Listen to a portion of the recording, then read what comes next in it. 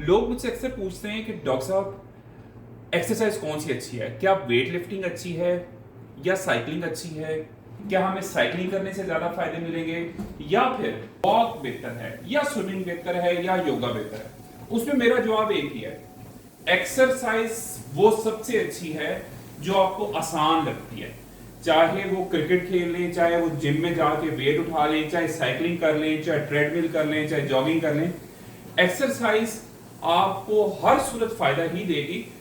आपने एक्सरसाइज करनी वो है जिसको आप हफ्ते में 3 दिन 30 मिनट आधा घंटा दे सके।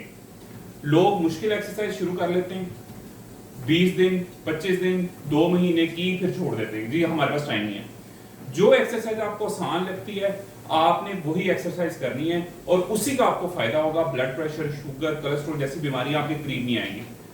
अगर आपको ये मैसेज अच्छा लगा है कमेंट्स में यस लिखें, चैनल को सब्सक्राइब करें और दोस्तों से शेयर करें। Thank you.